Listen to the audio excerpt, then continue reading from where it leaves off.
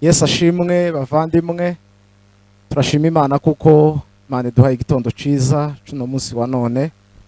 Imana yo mu ijuru ishigwe hejuru. Reka dutangire dusenga maze tuze kuganira ijambo ry'Imana. Data mu izina rya Yesu Kristo ndagushimiye kuko uri umwami wacu. Ndagushimiye ku gitondo ciza uduhaye c'ubugingo. Ndagushimiye ku munsi mwiza utugabishe kugira ngo tunezererwemo kandi tuwishimiremo, izina ryawe rihabwe icubahiro. Tugiye kuganira ijambo ryawe mwami Yesu, kuko umwanditsi aravuga ngo rega ubutumwa bwiza ntibunkoze isoni, kuko ari imbaraga y'Imana ihesha uwizera wese gukizwa uhereye ku Muyuda ukageza ku Mugiriki. Reka abantu bose bumva ubu butumwa bwiza bubashe kubahindura, abantu babashe kwera imbuto zikwiriye abihanye, kandi mwami Imana yacu imbaraga zawe zikomeye zibashe guhindura buri wese, zibashe gukomeza buri wese ukomeye, kugira ngo mwami Yesu abashe kuhishurirwa no kubasha kumenya imbaraga zawe nyinshi. Urakoze kuri kumwe natwe kandi ukomeza kutuganiriza muri byose mu izina rya Yesu, amen. Turashima Imana ku gitondo ciza nkuko twari tumaze kubivuga cuno munsi wa none. Icubahiro kibica Imana. Bavandimwe mwebwe mwese aho muherereye ku isi hose, tubahaye kaze kugira ngo mukomeze kubana natwe kandi mukomeze mugubwe neza n'ijambo ry'Imana. Ijambo ry'Imana rikomeze ribafashe. Reka tuganire ijambo ry'Imana mu gitabo, dusoma mu gitabo c'Abakorinto ba kabiri ibice 6 umurongo no wa 3. Haravuga ngo titugire igisitaza dushira mu nzira y'umuntu wese, kugira ngo umurimo wacu utagira umugayo. Reka twongere dusubiremo.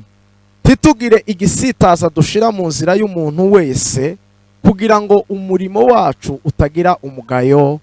Amina. Tugiye kuganira ijambo umwanya ukungana kose, waba mugufi cyangwa mutoya cyangwa se munini. Ndasaba kugira ngo untiza amatwi kugira ngo wumve icyo Imana ishaka ku buzima bwawe. Hejuru y'igisitaza turavuga ngo kudashira igisitaza imbere y'umuntu uwo ari we wese. Igisitaza ni iki? Igisitaza ni ikintu ushobora gushiraho undi muntu ntahure n'ubwiza bw'Imana. Ni ikintu ushobora gukora kigakomeretsa umutima wa mugenzi wawe. Ni ikintu ushobora gushira kuri mwene so ntaba kigirana ubusabane bwiwe n'Imana. Ariko kuko ijambo ry'Imana ritubwiye ubunyine, riratubwira ngo ntitugire igisitaza dushira mu nzira y'umuntu wese, kugira ngo umurimo wacu dukora, kugira ngo ibyo dukora dukorera Imana bitagirwaho n'umugayo. Bibiri ijambo ry'Imana, iki ni igitabo c'Abakorinto, Paulo yandikiye Abakorinto, arabandikira uhereye ku murongo wa mbere igice ca 6, kiravuga ngo kandi ubwo dukorana nayo, ubwo dukorana n'Imana, ubwo dukorana na Kristo, turabinginga kubw'imbabazi z'Imana kugira ngo mudaherwa ubuntu bwa Kristo gupfa ubusa. Kuko ngo mu munsi wantakiyemo narakumvise, kandi mu munsi nawe wantabaje naragutabaye. Aravuga ngo uyu ni wo munsi Imana itugeneye kugira ngo dukirizwemo. Muvandimwe, umunsi Imana ikugeneye gukirizwamo ni none. Ubukristo bwawe sejo hashize, ubukristo bwawe ni none. Ugomba gutekereza kuko uyu munsi Imana itugeneye kugira ngo dukirizwemo. Haleluya. Aravuga ngo uyu ni wo munsi Imana yageneye buri muntu wese. Uyu ni wo munsi Imana yakugeneye wewe uhawe itegera rino jambo. Uyu ni wo munsi Imana ikugeneye wewe kugira ngo ubashe gukirizwamo kandi unezererwemo kandi uwishimiremo. Agera kuri wa murongo wa 3, aravuga ngo ntitugire igisitaza dushira mu nzira y'umuntu uwo ari we wese. Tugire ikintu ushobora gushira ku muturanyi wawe, tugire ikintu ushobora gushira ku muvandimwe wawe. Ntushire igisitaza kuri buri muntu uwo ari we wese, uwo muvugana n'uwo mukorana. Hari igihe ushobora kuba ukora akazi runaka, muri ako kazi ukora abo mukorana nabo tiyagira igisitaza ushobora gushira imbere yiwe. Abo mugendana, abo muvugana, abo mwicarana, inshuti zawe, ugerageze urebe nimba amagambo yawe hatarimo igisitaza. Ugerageze urebe nimba mu byo uvuga hatarimo ibisitaza ku bandi. Ikintu cyose gishobora gukomeretsa umutima w'uwundi, Bibiliya ijambo ry'Imana ryo zarivuga neza rikavuga ngo umuntu wese yageneye guhesha mugenzi we amahoro. Mu rwanyu ruhande utanga amahoro, mu rwawe ruhande utanga amahoro. Kubera kuko iyo wamaze gukura ibisitaza muri wewe, iyo wamaze gukura ibisitaza, nukuvuga ngo ntubugi utanga amahoro undi muntu ntushobora kumubuza amahoro. Kubera kuko umutima wawe ikirimo na amahoro, kandi amahoro ni umwana w'intama w'Imana Yesu Kristo. Bavandimwe, hari abantu benshi bashira ibisitaza imbere y'abandi. Ndagutangariza kuko nimba mu buzima bwawe ushira ibisitaza ku bandi, tushobora kubona umwami Yesu. Kuko umwami Yesu wamubona n'abakuye ibisitaza ku bandi. Hari abashigwaho ibisitaza, hari n'abashiraho ibisitaza ku bandi. Nukuvuga ngo ni ibintu bibiri. Nukuvuga ngo hari ushiraho igisitaza ku muntu, hariho n'abashizwe ibisitaza ku bandi. Nukuvuga ngo nimba bagushizeho ibisitaza, ihangane kuko hari igihe, hari igitondo kimwe ibintu bizasobanuka. Ni kumuririmbyi yaririmbye, hari igitondo ibintu bizahinduka. Kurya wabibonaga siko bizoba bikimeze. Haleluya. Igisitaza cyose kiri ku buzima bwawe, igisitaza washiriweho na mugenzi wawe, ihangane kubera kuko kirashobora kuba ari ikigaragazo cyawe kugira ngo ucihangane. Ariko wewe ushiraho ibisitaza, Bibiliya ijambo ry'Imana ryakuvuzeho riravuga ngo basabona ishano abashira ibisitaza kwa Yesu. Niko yabwiye abigishwa biwe mu gitabo cya Luka ibice 17 umurongo wa mbere. Aravuga ngo nta kizabuza ibisitaza kuza. Abwira abigishwa, aravuga ngo nta kizabuza ibisitaza kuza, ariko ishano kuzazana igisitaza. Nukuvuga ngo nimba uzana igisitaza kundi muntu, muvandimwe, uzagibwaho n'urubanza. Uyu munsi wihane. Nimba warashizeho uwundi igisitaza, ihane kubera kuko umwami Yesu agutegeye amaboko. Aravuga ngo nta kizabuza ibisitaza kuza, ariko ishano kuzabizana. Ngo icamubera ciza cyane ngo nuko yafatwa ngo agahambirwa urusyo mu ijosi, ngo bakamujana mu nyanja ahantu hanini cyane, ngo bakamuterera muri iyo nyanja. Nasomye Bibiliya ijambo ry'Imana aravuga ngo urusyo ni ibuye rinini cyane.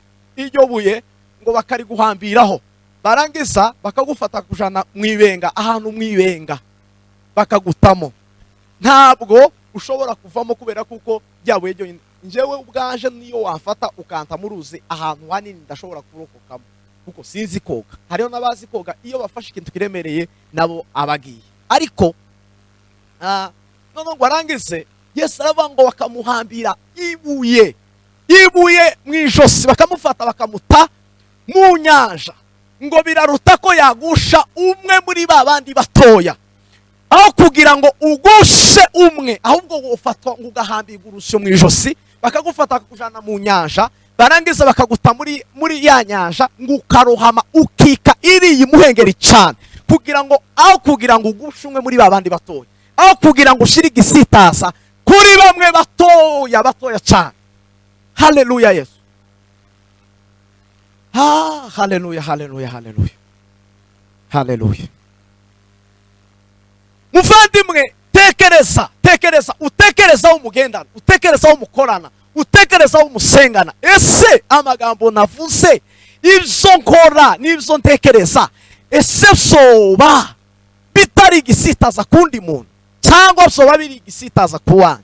Niba washize ibisitaza kundi ukumva rino jambo, uhindurwe na rino jambo. Kubera kuko Bibiliya ijambo ry'Imana rivuga ngo ijambo niryo rifite ubutware, rifite ubushobozi bwo guhindura umuntu. Kuko Paulo yarabivuze neza, aravuga ngo iyo umuntu ari muri Kristo Yesu, ntabwo ushobora kuba muri Kristo udafite ijambo. Nukuvuga ngo iyo ijambo rigeze muri wewe riraguhindura icyaremwe gisha, ntubugishira ibisitaza ku bandi, ahubwo ukazukura ibisitaza ku bandi. Haleluya, haleluya, haleluya. Oh, haleluya Yesu. Haraho Yesu yigeze kubivuga, Matayo ibice 17 umurongo wa 27, aravuga ngo yaragiye atangira kubwira abigishwa biwe gupfa kwiwe. None ngo arangize aja ngo Kaperinaumu. Agezeyo ngo baragenda bamasogera ahantu basoreshaga. none ngo ahageze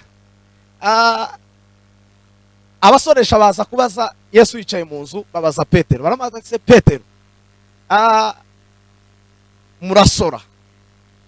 Petero aremera ati turasora.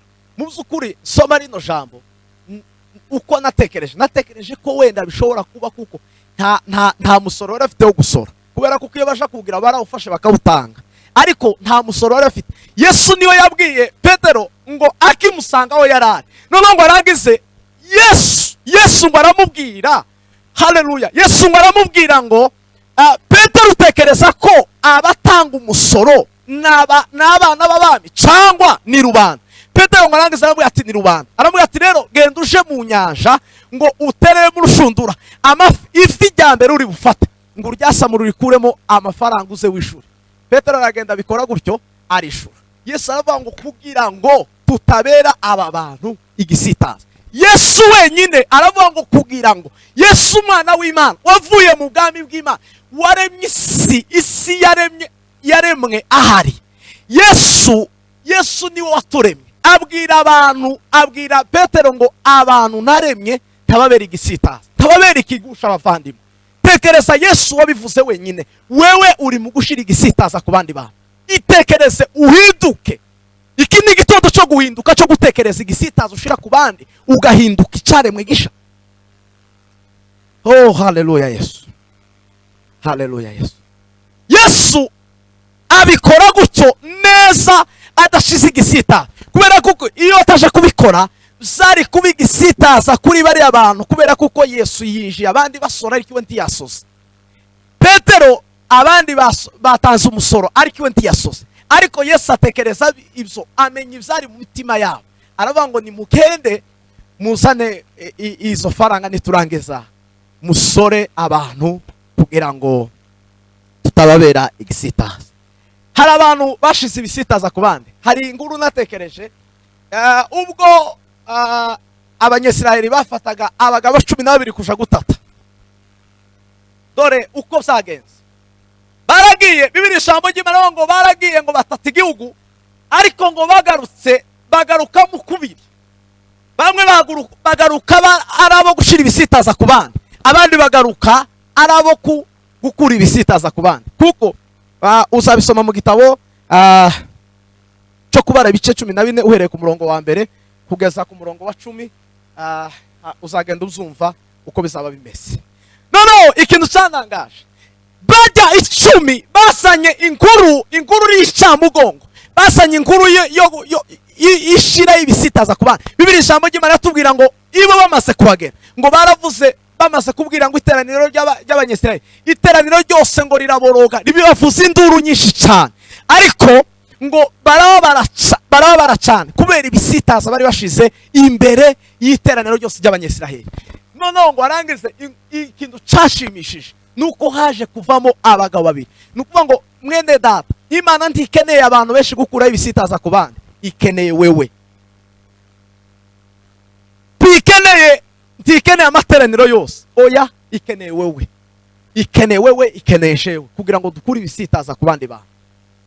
Abagabo babiri buzuye umwuka wera baravuga ngo kubera kuko babandi 12 barashe, baravuga ngo igihugu twagitase kandi twakibonye ni cyiza n'icyamata n'ubuki, ariko abagabo bakirimo, abo bagabo ni barebare kandi n'imbuto zawo ni nziza, ndetse ngizi zimwe twazizanye bariko ibifatika, bariko bavuga abantu bakumva nyine inkuru bavuze ari izukuri. Ariko abagabo babiri buzuye imbaraga z'Imana ngo barangiza aravuga ngo ico gihugu nkuko yabwiye niko kimeze, ariko nimba Uwiteka atwishimira tuzabarya nk'imitsima.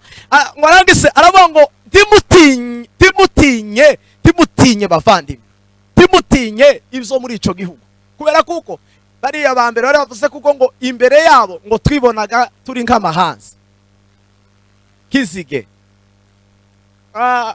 kandi ngo nabo niko batubonaga. Bavandimwe, mbabwira ikintu gikomeye cyane, ikintu nshaka kukubwira ni ukuvuga ngo wewe tekereza wewe iteka ryose iyo ushira igisitaza kundi muntu, ntagiye uzibona kuko ushoboye, ntagiye uzibona kuko bikureba, ahubwo uzabona imbere y'abandi we kukura ubusa. ariko abamaze gusobanukirwa gukura ibisitaza ku bandi babona kuko Uwiteka gusa nimba twishimiye tugomba kuhagera, tugomba kugihabwa.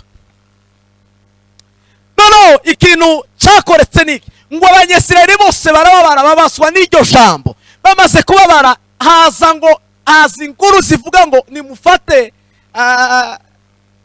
Kalebu na Yoshua tubatera amabuye, kubera kuko ibyo bavuga ntibyumvikana. Bavandimwe, zaje kurangira baba 10 aribo babaye abashira ibisitaza ku bandi, ariko abakuye ibisitaza mu bantu, abakuye ubwoba mu bantu, abatumye abantu binjira mu gihugu c'amasezerano bari babiri. Kuvuga ngo buri umuntu yinjire mu gihugu c'isezerano ryiwe tibikeneye abantu benshi, bikeneye wewe. Tekereza, aho kugira ngo ubuze undi muntu kwinjira mu gihugu c'isezerano, ahubwo kura abantu bari mu mwishima ubishize mu gihugu c'isezerano, kuko Imana ikeneye wewe kugira ngo ikoreshe yinjize abandi binyuze muri wewe, kuko twahamagariwe guhindura abantu. Kuko umwanditsi yabivuze neza mu gitabo cya Matayo ibice 19 28-19, aravuga ngo nimugende mu mahanga yose mubwiriza abantu kandi mubabatize mubemeze Kristo, nimurangiza abo bantu babe abafuasi ba Kristo, babe abantu bakurikira Kristo binyuze muri wewe, binyuze muri jewe. Nukuvuga ngo Imana ishaka ikeneye kugira ngo wewe nanje duhagarare mu cyuho cyo gukura ibisitaza ku bandi, kugira ngo tidukomeze abantu ntibakomeze gukomereka.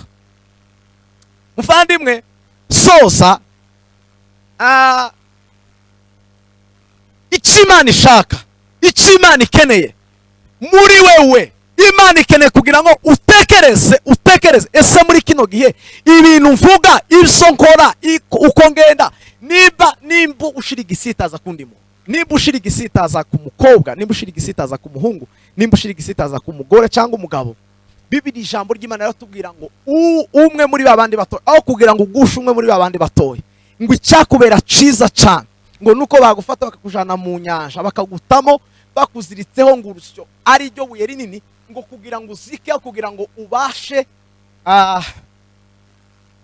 kugusha umwe muri babandi batoye. Reka dusome mu gitabo cya Matayo twumva uko iho havuga.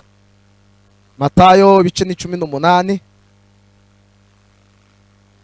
umurongo wa 6 haravuga ngo ariko ushuka umwe muri babandi bato, ushuka umwe muri babandi batoya cyane ngo banyizera akamugusha, ushuka umwe muri babandi batoya cyane banyizera akamugusha. Aravuga ngo ikiruta nuko yahambirwa urusyo mu ijosi rye ngo akazikwa imuhengeri mu nyanja.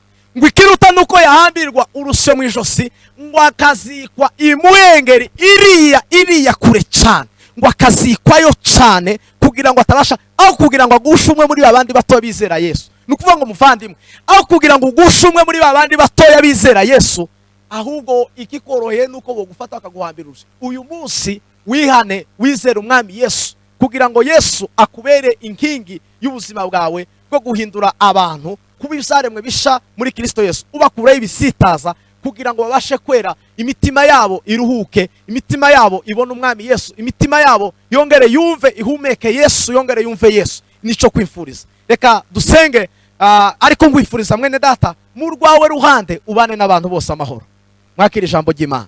Data, mu izina rya Yesu Kristo ndagushimiye kubwo iri jambo rya utanze buri wese waryumvise, reka ribashe kumuhindura no kumugira icayemwe gisha muri Kristo Yesu, kandi buri wese abashe kwakira nk'irye ribashe kumuhindura. Kandi mwami Imana, buri wese ndamusabira kugira ngo uzumva iri jambo rizamubera inkingi imukomeza, abacitse intege bakomere, abababaye mwami Yesu bahumurirwe n'ijambo ryawe, imitima yaricitse intege yongere kandi gire imbaraga.